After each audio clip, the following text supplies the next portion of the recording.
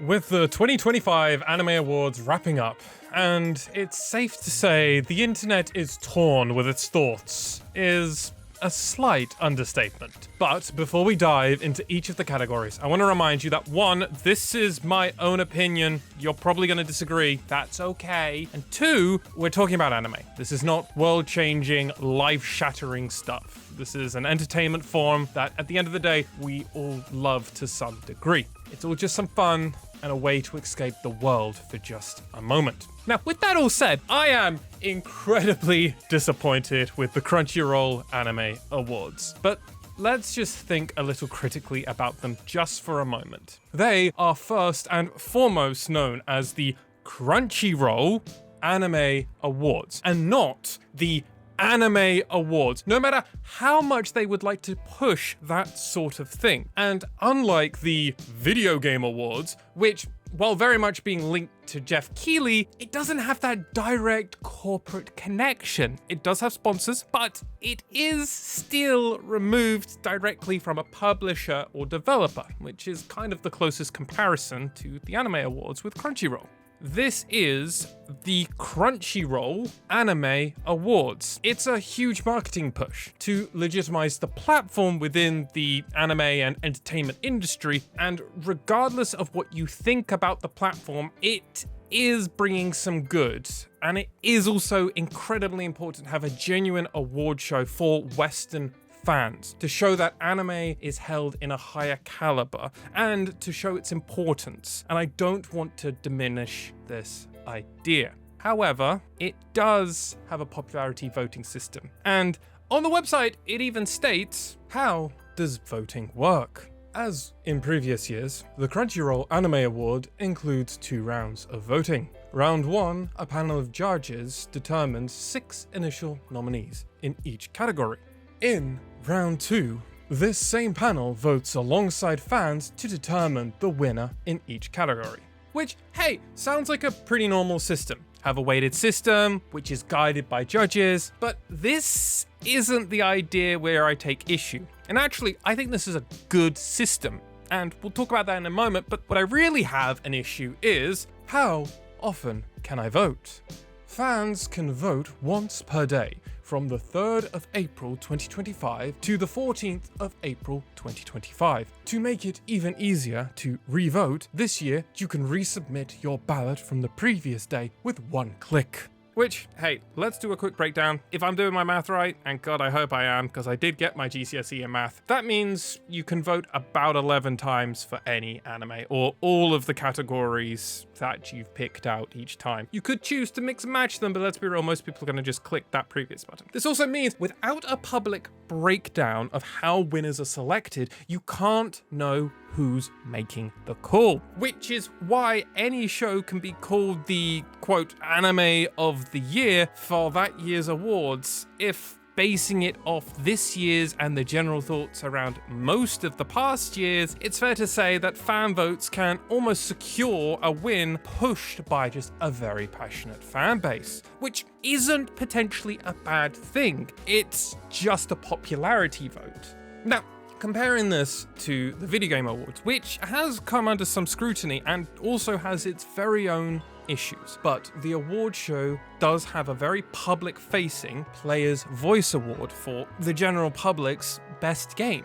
But the other awards are done with a blended voting system of a 90% for the voting jury and a 10% for the fan public vote. So my core critique going into speaking on the winners is that I personally don't agree with a popularity system. Frankly, it isn't to do with the actual award show itself. It's set up and seems to be a way for fans to vote and judges to be secondary, more like guardrails. And arguably, the judges are far more important for the first round because the public isn't a part of that. Do I agree with every category and even the ones that even get into them? No, but that's not important. And at the end of the day, this is a fan vote, which with a small amount of thought and moving my personal caring away, it actually does kind of make sense. When you consider that the award show at its inception in 2017, anime was still relatively small in the West, but it was growing year on year. While it has recently overtaken the revenue from Japan in a global scale, the Crunchyroll Anime Awards is at its core for Western fans. Crunchyroll is for Western viewers, so its award show is also for those Western fans. It's also not like the video game awards. It isn't trying to be the objective, this is the best anime of the year in X or Y category, or even in just overall. It is, at its very core, popularity, no matter what marketing they may push. And to even compare it to my own thought, similar to my own ranking videos of where I ranked the best anime of winter 2025, I made it very clear that this is my opinion on what is good and isn't good, and that isn't always agreed upon. I can also be a big boy and admit From Bureaucrat to Villainess wasn't the best anime of last season, but it was for me. And I would arguably say Apothecary Diary Season 2 was the best of last season, which is also a perfect transition into the whole crux of this video. The winner of this year's Crunchyroll Anime Awards, and wow, I'm really not getting paid to say their name all these times, but whatever. But the winner of the best anime of this year was Solo Leveling, which, as I've said before, and I'll gladly say again, is a fun show. The aura arise, whatever aside, it is a really fun show. Do I have several issues with it? Absolutely. Is it flawed? Completely. But did I enjoy my time with it? That's a definitive yes in every episode.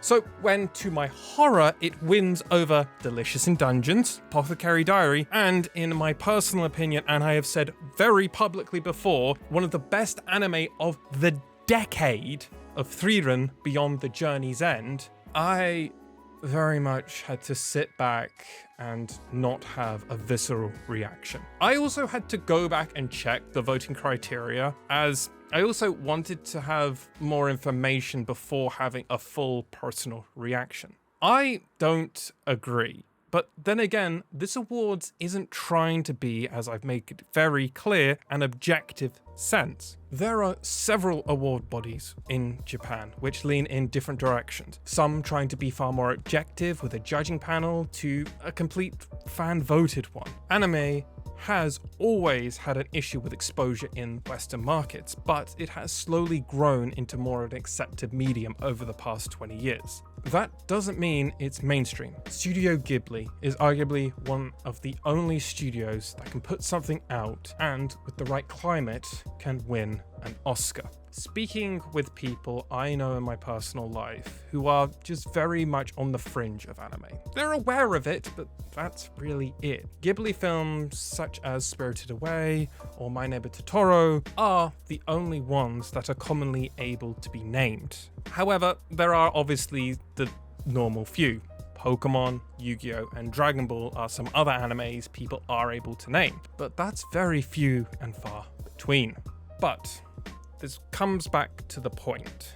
Does Solo Leveling deserve to win Anime of the Year? And does it really make any sense? Well, looking at the genuine reaction, it's very split between people being oddly surprised and a little bit shocked that it clearly isn't the best anime, but it did win, and the other side mostly being newer fans who are just pumped to see their current favorite show winning.